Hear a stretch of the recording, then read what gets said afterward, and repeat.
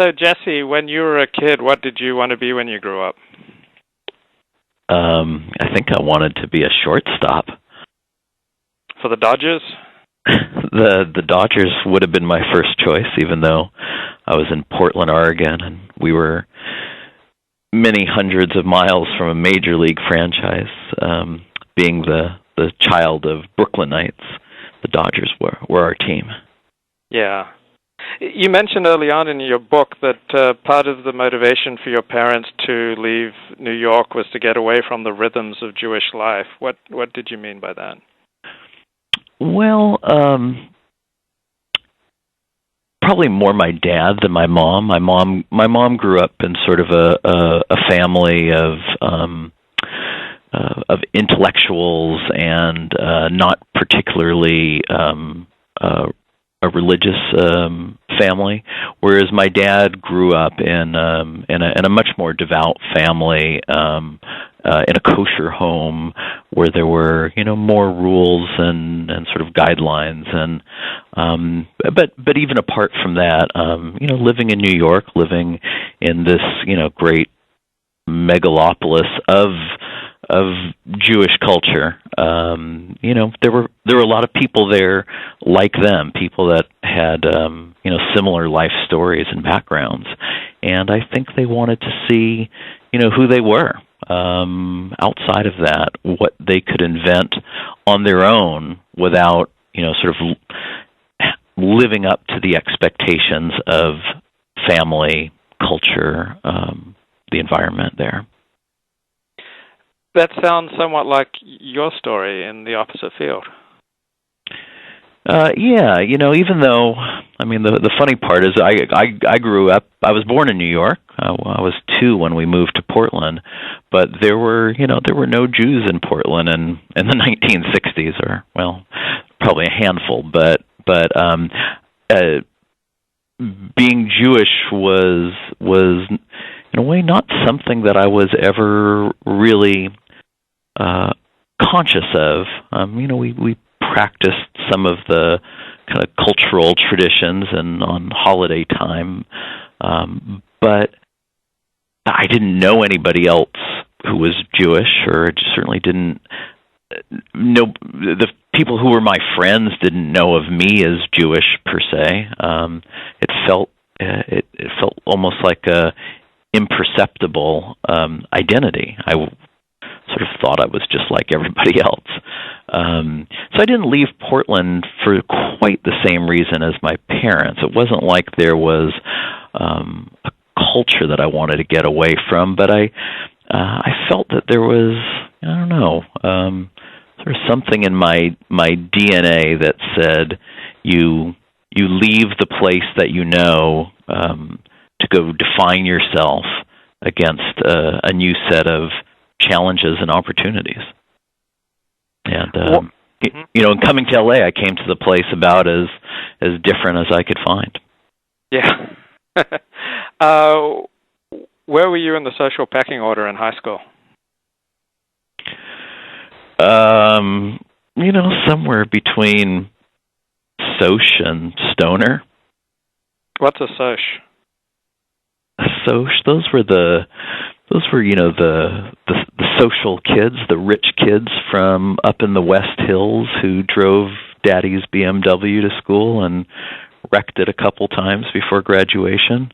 I wasn't one of those people, but there was this kind of moneyed class in Portland, and they seemed to have the social juice in my high school, and I wanted to sort of be one of them, and succeeded to a degree. But I also had sort of a rebellious or subversive streak in me where I really didn't want to belong to any group, or resented the fact that there was that hierarchy. So, I hung out with the working class pot smoking kids as well. So there was a lot of overlap. Mm-hmm. What have your parents expected from you? What did they expect from me? Yeah. My parents for being very accomplished people in their own right. My father is an artist and a professor, and my mom is sort of a late bloomer, but with this long political career that was lying ahead of her. They kind of miraculously never expected anything of me other than to do what I believed in. It was expected that I go to college, but there was no particular college that they had in mind. And in fact, now that my son is 17 and looking at colleges, and I'm trying not to make decisions for him, but I'm very aware of how brutally competitive it is, and how you have to know what you're doing. And my parents didn't do any of that with me. They just sort of left me to my own devices. And I think I didn't even have to stay in Portland. I think they wish I did. I think my mom probably more than my dad, but they allowed me to pursue an identity, seek a place, find a profession, create a family, all sort of entirely independent of them. I thought that was pretty remarkable. How did you end up? Was it Bennington College? Bennington, yeah. Well, it was sort of the only school that accepted me. I had very high and unrealistic ambitions, and so there were 4 or 5 other schools that some of the finest universities in America rejected me. That were far more traditional places. I don't know. It was Bennington was sort of the odd choice. It was truly one of the great non-traditional colleges in America. No grades, no tests, and I sort of felt like I could, kind of like what I described in high school, whether it was the socias or the stoners. I could survive in either environment, and Bennington was a hard place to adapt to, but eventually gave me, I think, a really remarkable education. In some ways, similar to the lessons my parents shared with me. Your education was something of your own making.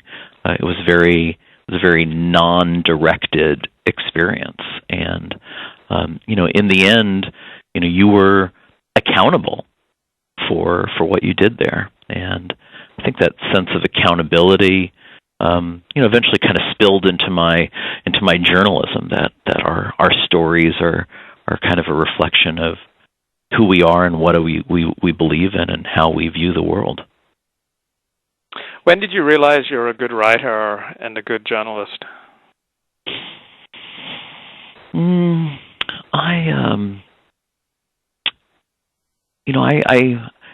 It all really clicked in college. I realized later on that I had been writing in one form or another, or doing kind of the discovery work of journalism from an early age, whether it was being hunched over the floor sorting my baseball cards when I was 7 or 8 years old, or in high school I was on the speech and debate team, and